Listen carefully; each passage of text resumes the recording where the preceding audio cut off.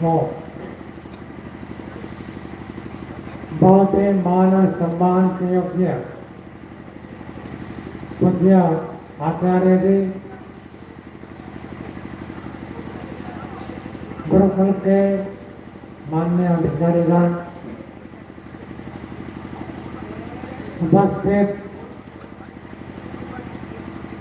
साधु संत विद्वान सन्यासीगण, धर्म प्रेमी सज्जनों, मातृ सबके प्रिय ब्रह्मचारी, कल हम सबने विचार किया कि मनुष्य का लक्ष्य होता है तीनों प्रकार के दुखों से पूरी तरह से छूट जाना,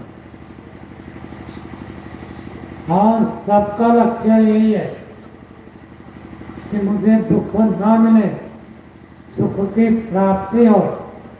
सबका लक्ष्य ये है, लेकिन ये लक्ष्य होते हुए सभी इस लक्ष्य को प्राप्त नहीं करते हैं, नहीं कर पाते हैं, करने में असमर्थ हो जाते हैं।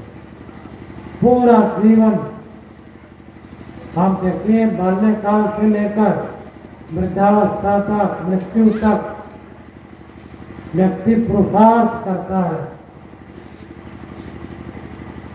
किसके लिए पुरुषार्थ करता है? केवल दो ही प्रयोजन है, दुख दूर हो जाए और नित्य आनंद की प्राप्ति हो जाए। तो दुखों को दूर करना और आनंद को प्राप्त करना सभी चाहते हैं, लेकिन सब उसको कर नहीं पाते। कारण क्या है? विधि में कहीं गलती रहती। चाहते सभी है, एक भी व्यक्ति नहीं मिलेगा जो कहेगा मुझे दुख चाहिए। हर एक व्यक्ति को सुख चाहिए, किसी को भी दुख नहीं चाहिए।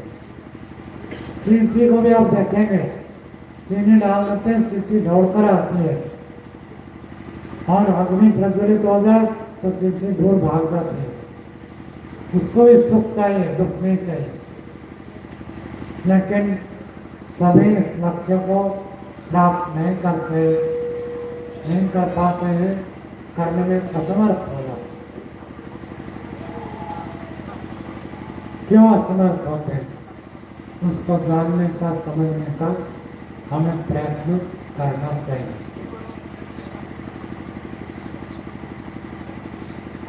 परम पिता परमात्मा ने ये मनुष्य जीवन दिया है, और मनुष्य जीवन का प्रयोजन नहीं है कि हम अपने सभी क्लेशों को नष्ट करके नित्य आनंद को प्राप्त करें।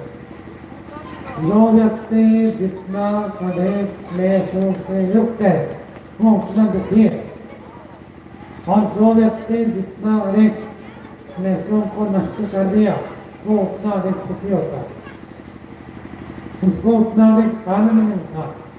नियम है, विचार करके देखते। चाहते सब सुख, कोई नहीं चाहता दुख, लेकिन दुख भोगना पड़ता है। सुख चाहते हैं लेकिन मिलता नहीं। क्या करें? कैसे हम सुख को प्राप्त करें? उपनिषद का ऋषि ने एक सुंदर वाक्य बनाया, मुंडक उपनिषद में बताया, परिक्ष्य लोकान कर्मचितान ब्राह्मणों निर्वेदम माया नास्ति अकृता कृतेन तद विज्ञानार्थम स गुरुमेवां विगच्छेत् समित्पाणिः श्रोत्रियं ब्रह्मनिष्ठम्। ब्रह्मचारी आप में से कोई उपनिषद भी याद करता है? उपनिषद वाले कौन है? बहुत अच्छा। उपनिषद तो अंतिम विद्या है। उपनिषद जान लिया तो बस जीवन सफल हो जाए। उपनिषद का ऋषि कहते परिक्ष्य लोकान, लोक का अर्थ था संसार, नौकरी दर्शन है। जो हमको दिखता है ये संसार, इसको लोक कहते हैं। इस लोक को परीक्षण करके देखो। जब तक परीक्षण करके नहीं देखेंगे तब तक विवेक नहीं होगा। हम ना रोज भोग करेंगे, पशु जैसे भोग करेंगे, जीवन समाप्त हो जाएगा, कुछ भी कभी विवेक नहीं होगा। और जो व्यक्ति परीक्षण करता है, विचार करता है, तुलना करके देखता है, उसको विवेक की प्राप्ति होती है। तो ऋषि कहते हैं परीक्ष लोका, इस संसार को परीक्षण करके देखो। गृहस्थ आश्रम मुक्ति में बाधक नहीं है। चारों आश्रम, ब्रह्मांड का पूरा चारों आश्रम पूज्य आचार्य जी के प्रताप से सब आश्रम यहाँ एकत्रित है। ब्रह्मचर्य आश्रम, गृहस्थ आश्रम, वानप्रस्थ संन्यास, सभी आश्रम के लोग यहाँ पर उपस्थित है। चारों के चारों आश्रम हमें मुक्ति की ओर बढ़ाते हैं। आध्यात्मिक उन्नति के लिए चार आश्रम है, जो चारों आश्रम में किसी भी आश्रम में नहीं है, उसको शास्त्र का अनाश्रम है। जो आश्रम के नियम व्यवस्था से बाहर है, वो अनाश्रम है, उसकी दुर्गति होती है। और जो आश्रम व्यवस्था में, वो निश्चित रूप से अध्यात्म की ओर बढ़ेगा। तो गृहस्थाश्रम में प्रवेश कर गया तो कोई पापी नहीं हो गया। और कुछ आचार्य जी आज सुबह कह रहे थे ना, 100 विद्यार्थी पढ़ेंगे तो उनमें से एक विद्यार्थी देश धर्म राष्ट्र के लिए जीवन को उत्सर्ग करने वाला प्राप्त होता है। ऐसे ही अधिकांश ब्रह्मचर्य आश्रम के बाद गृहस्थ में जाते, तो गृहस्थ कोई बाधक नहीं है। लेकिन गृहस्थ में कैसे हम प्रवेश करें, तो इसे कहते परीक्ष लोका, कर्मच्युता, कर्मच्युता, कर्मों के द्वारा जो चित है, चयनित है, चुना गया, बनाया गया, सारा संसार कर्म से उत्पन्न होकर, ये इतना बड़ा गुरुकुल आप देख रहे हैं कैसे उत्पन्न हो गया। आज ये 16 वर्ष है, 20 साल पहले तो गुरुकुल यहाँ था ही नहीं। तो गुरुकुल की जो उत्पत्ति हुई कैसे हुई? कर्म से हुई। सारा संसार में जो भी आप देखते हैं सब कुछ कर्म से ही उत्पन्न होता है। तो इसे कहते हैं कर्म से उत्पन्न इस संसार को देखें और देखकर क्या करें? कर्मच्युता लोका परीक्षा ब्राह्मण निर्वेदम होया। जब आप परीक्षण करके देखेंगे, विचार करेंगे, तो निश्चित रूप से आपको विवेक होगा। अब विवेक करने से वैराग्य होगा, निर्वेदम, वैराग्य की प्राप्ति होती है। जो व्यक्ति परीक्षण करेगा उसको विवेक होगा। परीक्षण नहीं करेगा, गृहस्थ में अंधाधुंध भोग करेगा, तो भोग के प्रति आसक्ति होगी और पुनः उसको मनुष्य जन्म नहीं मिलेगा। तो परीक्षण करके देखे, देखने से क्या होता? विवेक। विवेक करने से वैराग्य होता है। विवेक और वैराग्य दोनों में अनिवार्य संबंध है। जहाँ विवेक होगा तो वैराग्य होगा, अविवेक होगा तो राग होगा, द्वेष होगा। छोटा सा एक उदाहरण देता हूं। आप देखिए, छोटा बच्चा है, आप तो बड़े हो गए, जो छोटा बच्चा है 2 साल का, 1.5 साल का छोटा बच्चा होता है, जिसे दीप प्रज्वलित होता है, तो बच्चे को क्या होता है? दीपक पकड़ने की इच्छा होती है। आप में से किसी को याद है कि आप जब छोटे थे और दीपक को पकड़ने जाते? बच्चों का प्रकाश के प्रति आकर्षण होता है। मोमबत्ती, दीपक कुछ भी जल रहा है तो बच्चे जाते हैं उसको पकड़ने के लिए। रमन क्या करते हैं? उसके हाथ को पीछे खींचते बच्चा पकड़ना चाहता है, माता पिता पीछे कर, फिर बच्चा पकड़ना चाहता है, माता पिता पीछे कर। कभी मानो माता पिता इधर उधर हो गए और बच्चे ने आकर मोमबत्ती को पकड़ लिया, दीपक को पकड़ लिया, पकड़ने से क्या होगा? जल जाएगा, हाथ जल जाएगा। हाथ जल जाएगा तो बच्चा रोता है, हाथ को पीछे कर लेता। हम बच्चे को अनुभव हो गया कि दीपक को पकड़ने से क्या होता है। हम सभी उसका हाथ लेकर कोई अग्नि की ओर ले जाए तो बच्चा हाथ में पकड़ेगा या पीछे करेगा? पीछे करेगा। मैं कोई छोटा बच्चा भी कह रहा है पीछे करेगा। क्या नाम है बच्चा?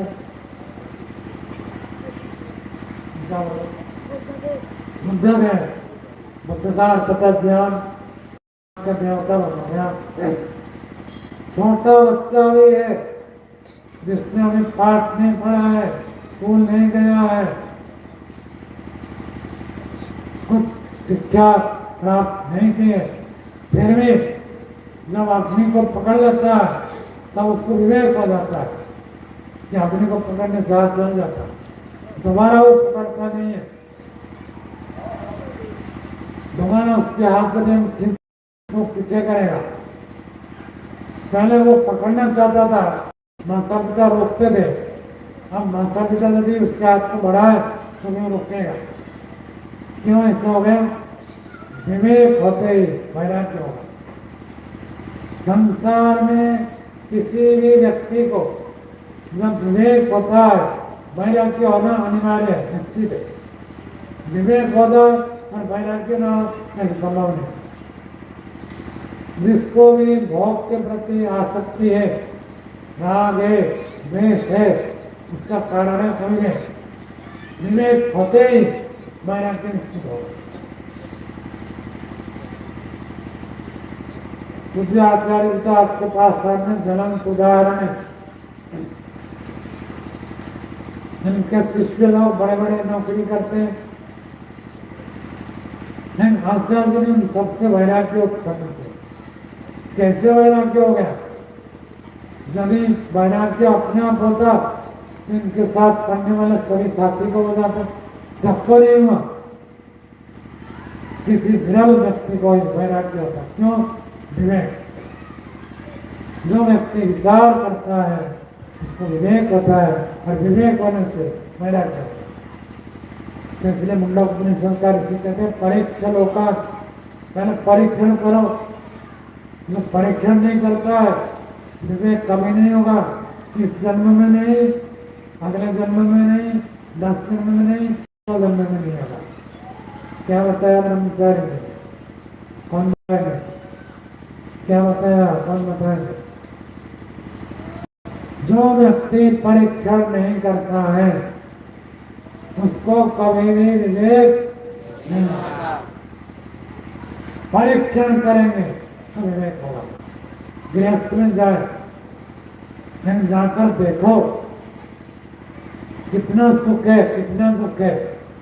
गृहस्थ में जाने से पहले जो सोचा था कि मैं सुखी हो जाऊंगा, तृप्त हो जाऊंगा, क्या हुआ? क्या देखेंगे तो विवेक होगा, वैराग्य। हाँ, जो विचार नहीं करता है गृहस्थ में जाकर अपना जन्म भोग करेगा, इस जन्म में तो नहीं होगा, अगले जन्म में नहीं होगा, जन्म जन्मांतर पार हो जाएगा। जब तक विचार नहीं करेगा विवेक नहीं होगा। हम विचार करने के लिए जो बीज है वो सत्संग में होता है।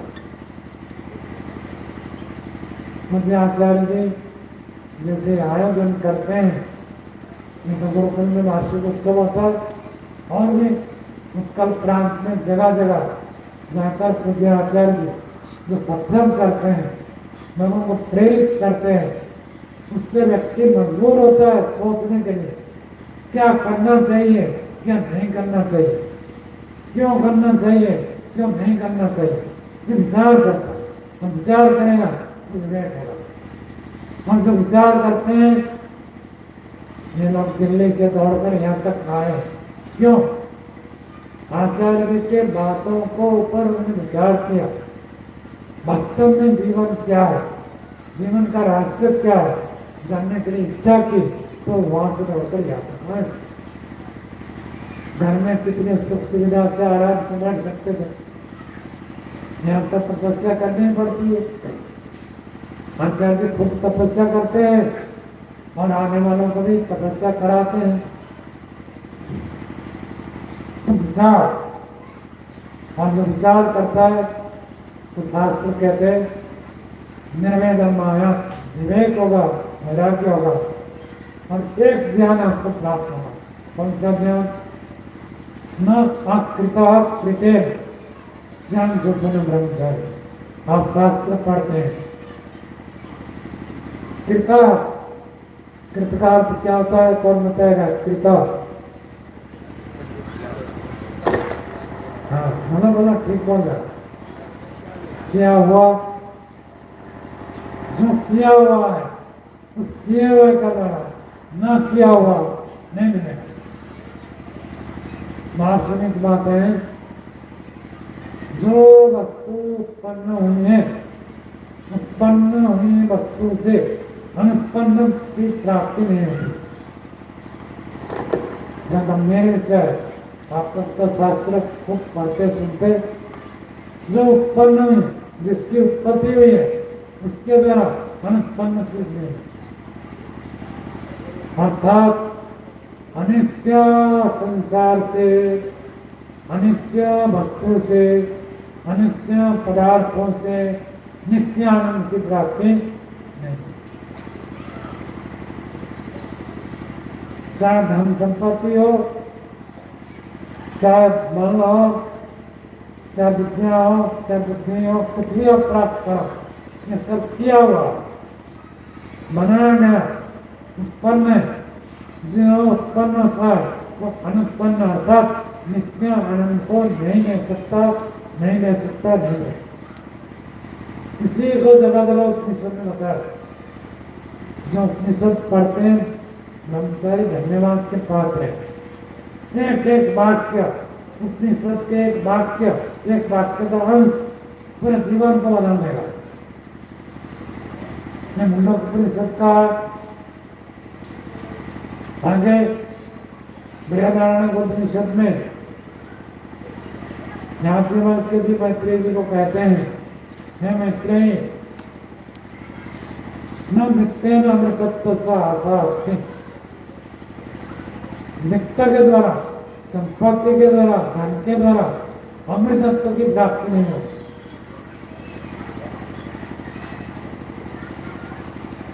धन के द्वारा कोई कभी तृप्त नहीं हो सकता। ये जिसके अंदर भ्रांति है कि अधिक धन प्राप्त कर लेंगे और अधिक सुखी हो जाएंगे, ये उनकी भ्रांति है। न वित्तेन तर्पणीयो मनुष्य कड़मनिषद, सारे सभी उपनिषद में लगभग इस तत्व को बताया गया है। अनित्य पदार्थ से नित्य आनंद की प्राप्ति नहीं होती, नहीं हो सकती, संभव ही नहीं। शास्त्र का, उपनिषद का ऋषि क्या कहते हैं? हम उस नित्य आनंद की प्राप्ति करनी, अनित्य आनंद की प्राप्ति कोई नहीं चाहता है। थोड़े काल के लिए सुख मिलता ही है। भोजन में बैठे, आचार्य जी ने बढ़िया पात्रास बनाया था, खाए, आपको तृप्ति हुई, भूख लग रही थी, भूख मिट गई, तो भूख से जो कष्ट हो रहा था उसकी निवृत्ति हो गई। ये सुख तो मिलता है, लेकिन कितनी देर के लिए? जब तक आपने भोजन किया, 15 मिनट 20 मिनट बैठकर खाए, तब तक जीव का सुख उतर जाता है। अब वो रस नहीं मिल रहा, ये अनित्य सुख है। संसार के सारे सुख अनित्य है। संसार के सारे साधन अनित्य है। संसार के सारे कार्य अनित्य है। इनसे आप नित्य आनंद की प्राप्ति नहीं कर सकते। तो नित्य आनंद की प्राप्ति के लिए क्या करें? उपनिषद प्रणाली कहते हैं तद विज्ञानार्थम, उस नित्य तत्व को जानने के लिए, नित्य आनंद को प्राप्त करने के लिए सद्गुरु एवं अभिगच्छे, गुरु जी के पास जाना पड़ेगा। कल मैं आप लोगों को बताया था कि आपको बड़े सौभाग्यशाली है, ऐसे सदगुरु आपको प्राप्त है जो बाल्यकाल से अपने जीवन को इस गुरुकुलीय परंपरा से चलाकर आज इस उपलब्धि तक पहुंचे हैं। आप लोगों ने देखा कल बड़े बड़े मंत्री भी आए और पूज्य आचार्य जी का आशीर्वाद लिया, उनके सामने झुके। ये उपलब्धि क्यों हुई? क्योंकि ये खुद गुरु के चरण में रहकर शास्त्रों को न केवल पढ़ा, उसको आचरण किया। आचार्य जी कह रहे थे कि लोग प्रश्न उठाते, इतने उपदेश करते, प्रभाव क्यों नहीं पड़ता? प्रभाव नहीं पड़ता है, इसको मत समझो। एक दिन में कभी भी किसी का परिवर्तन नहीं होता। जितने आचार्य बोलते हैं ये जाकर चित्त में संस्कार के रूप में प्रभाव डालता है। चित्त में संस्कार पहले से बहुत बलन से, तो उसमें ये एक जैसे कोई पत्थर है, बड़ा पहाड़ है, हथौड़े में लेकर हथौड़ा उठाकर एक प्रहार करेंगे, टूटेगा क्या? नहीं टूटेगा। 100 बार मारने से टूटता है। तो पहली बार तो चोट मारे तो बेकार गया क्या? टूटा तो 100वीं चोट में टूटता है। तो पहली बार का चोट बेकार नहीं है, तो थोड़ा कमजोर किया, अगली बार और कमजोर हुआ, अंत में टूटता है। ऐसे ही चित्त में जो संस्कार है, महर्षि कपिल जी सांख्य दर्शन में कहते हैं न श्रवण मात्रा तत्सिद्धि अनादि वासना बलवत्वा, अनादि काल से वासना भगवान चित्त में घर करके बैठे, जड़ जमा कर बैठे, एक बार प्रवचन सुनने से नहीं होगा। हाँ, प्रवचन सुनने से चित्त में प्रभाव पड़ता है। चित्त के जो पुराने संस्कार है वो कमजोर होते हैं, और जो सुनता नहीं है, सत्संग में आता नहीं है, विचार नहीं करता है, तो उसके पुराने संस्कार प्रबल है और प्रबल रहेंगे और बढ़ेंगे, घटेंगे नहीं। और जो सुनता है, सत्संग में आता है, उसके धीरे धीरे कमजोर हो। पर इसी कहते हैं तब विज्ञानार्थम सगुरु में अभिगच्छे। और गुरु आज तो दुनिया में बहुत प्रकार के गुरु है, हर जगह गुरु बैठे, और शिष्य बनने के लिए तैयार नहीं, गुरु बनने के लिए तैयार। तो चाहे किसी को गुरु नहीं बनाना है, अपनी सबका ऋषि कहते हैं ऐसे गुरु नहीं चाहिए। कैसा गुरु? जो संसार में प्रचलन है गुरुडम, ऐसे गुरु नहीं। गुरु के लिए 2 क्वालिटी चाहिए, जिसके अंदर 2 क्वालिटी है वो वास्तविक गुरु है। पहला का श्रोत्रियम, अष्टाध्यायी वाले कौन है? अष्टाध्यायी वाले बताओ, श्रोत्रियम शब्द अष्टाध्यायी के कौन से सूत्र में है? हाँ बताओ। सब क्या नाम है ब्रह्मचारी? क्या बताया? आर्यपुत्र। आप वास्तव में आर्यपुत्र हो। सवास घटो चालू हो जाएगा। श्रोत्रिय कौन है? ब्रह्मचारी आर्यपुत्र ने बताया श्रोत्रिय छंदो अधिक है। जो व्यक्ति, जो गुरु, जो आचार्य वेद पढ़ता है, वेद पढ़ाता है, वो वास्तव में गुरु है। आज संसार में जितने लाख कपड़े पहनकर, पीले कपड़े पहनकर, सफेद कपड़ा पहनकर छात्रों में इसमें घूम रहे, गुरु बनकर बैठे, वास्तविक गुरु नहीं है।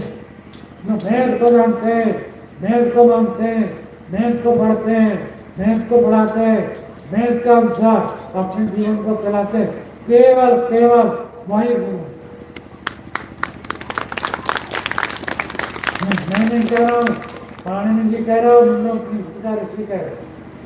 श्रोत्रिय व्यक्ति गुरु बड़वाच्य, जो श्रोत्रिय नहीं है वो गुरु के बड़वाच्य नहीं है।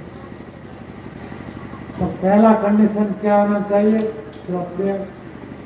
हमारे आदरणीय आचार्य दिलीप जी बैठे, मुझे आचार्य सुदर्शन देव जी तो उड़ीसा भर में घूमते रहते, प्रचार करते हैं। आचार्य जी यहाँ बैठकर बच्चों को पढ़ाते हैं और विद्या के लिए पूरा जीवन को इन्होंने उत्सर्ग किया। विद्या को पढ़ने पढ़ाने के लिए जो परिश्रम करना पड़ता है, तब करना पड़ता है, बहुत बड़ा तप है।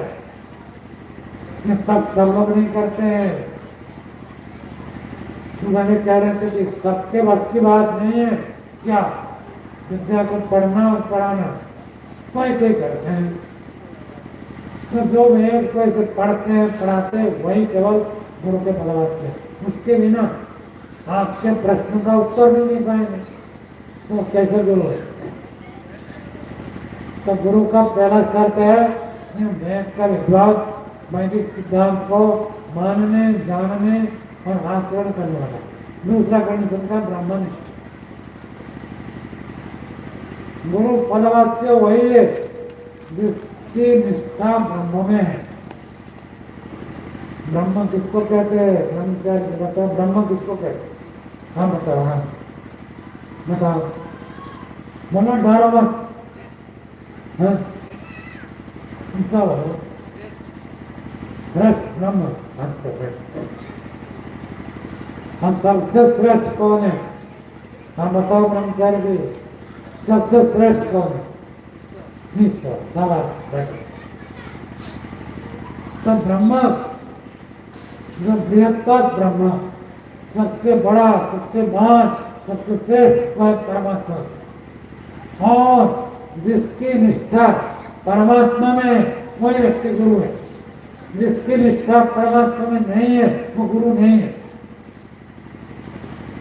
परमात्मा के प्रति निष्ठा, निष्ठार्थम परम तिष्ठति की निष्ठा।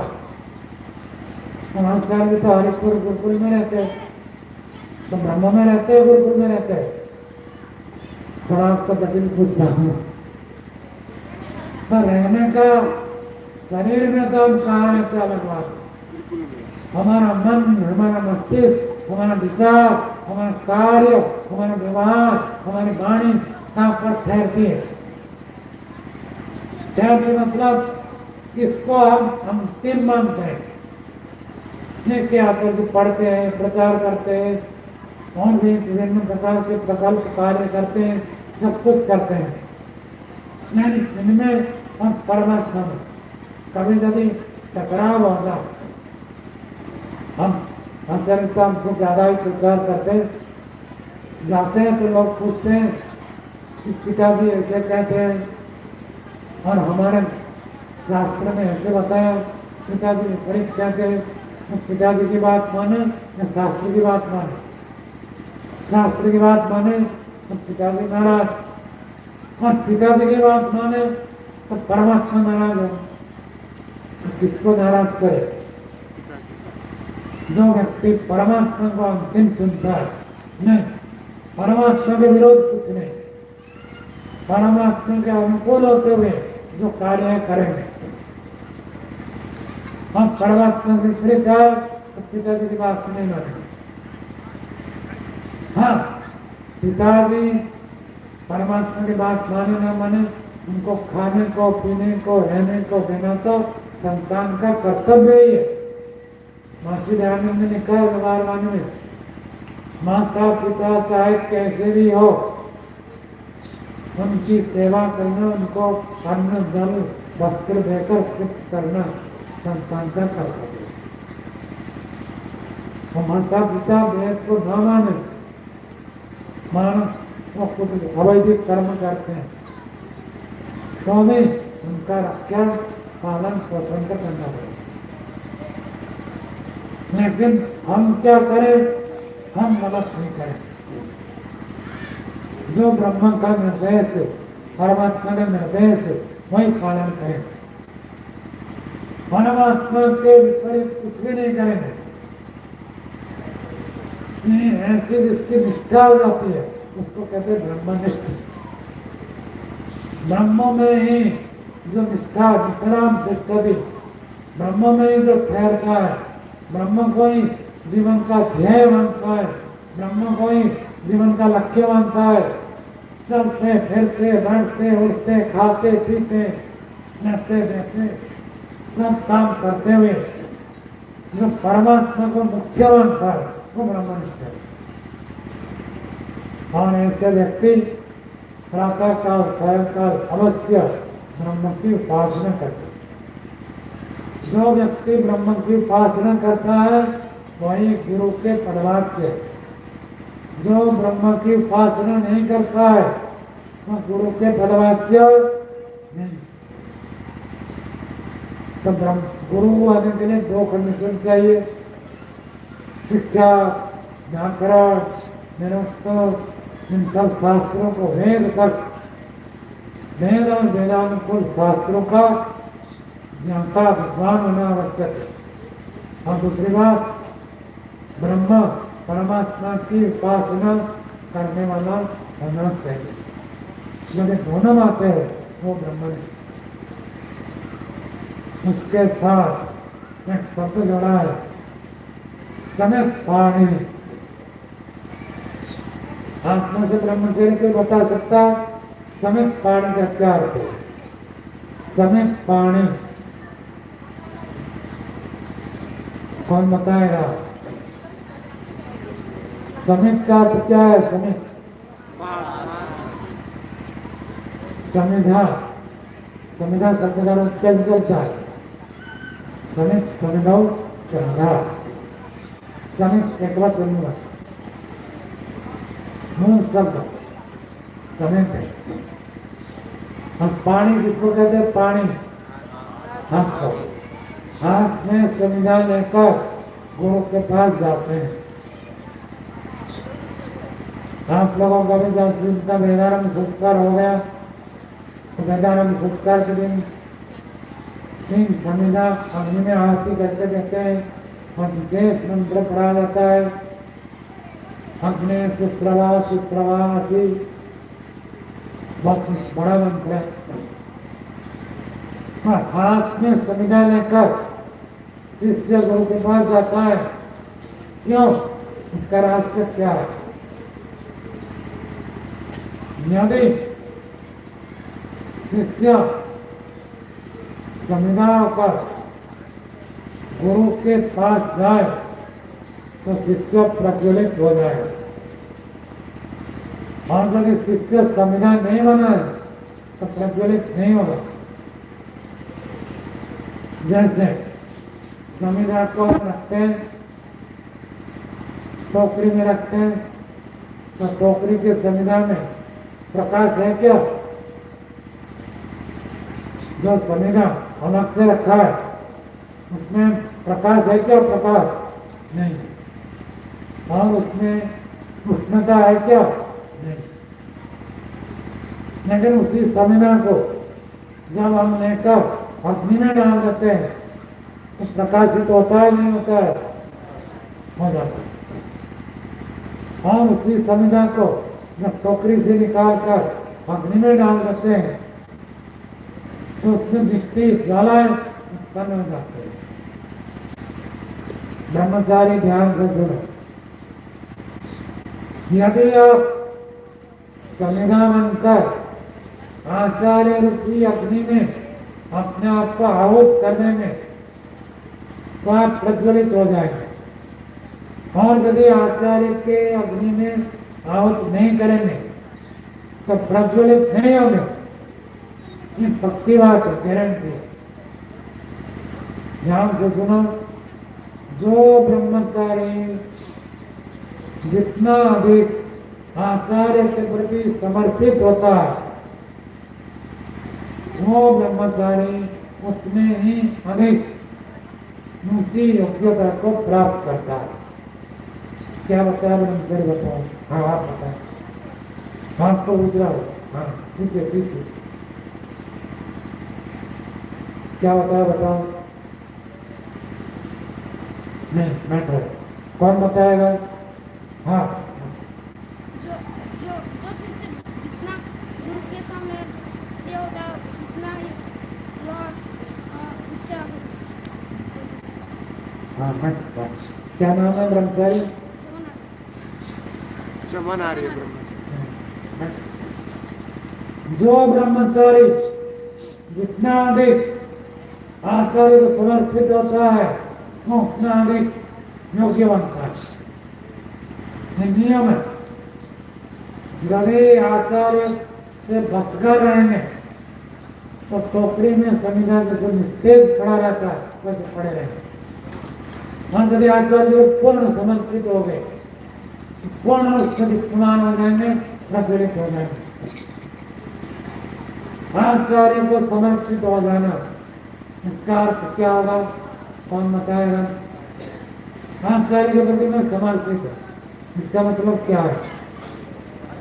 कौन बताएगा? आचार्य जी के सब बातों को पीछे पीछे। हाँ आचार्य की सभी आज्ञाओं का पालन करना। शाबाश। आचार्य को समर्पित होने का अर्थ होता है आचार्य जो कहे, जैसा कहे, जितना कहे, जहाँ कहे, बिल्कुल वैसे के वैसे पालन करना, नानुनच नहीं करना। ऐसे ही वेद में मंत्र आता है ब्रह्मचारी कैसे होता है?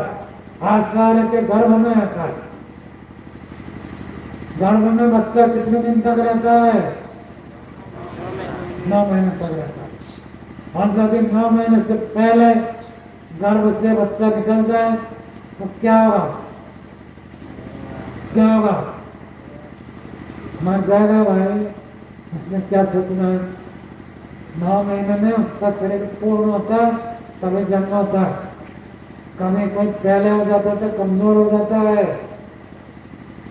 ऐसे ही आचार्य के गर्भ में जो ब्रह्मचारी रहता है, आचार्य के बातों को पालन करता है, वही व्यक्ति बुद्धिमान होता है, बलवान होता है, बुद्धिमान होता है, विद्वान होता है, स्वस्थ होता है, उत्तम नागरिक बनता है। यह समित पानी का अर्थ है। संविदा हाथ में लेकर जाएंगे तो क्या हो जाएगा? संविदा का अर्थ अपने आप को मैं आचार्य के पास समर्पित करता हूँ। जैसे संविदा को अग्नि में डाल देने से संविदा प्रज्वलित हो जाती है, स्वयं जलकर संसार को प्रकाशित करने की क्षमता रखती है। और वही संविदा यदि अग्नि में न डाला जाए, निस्तेज होकर पड़ी रहती है।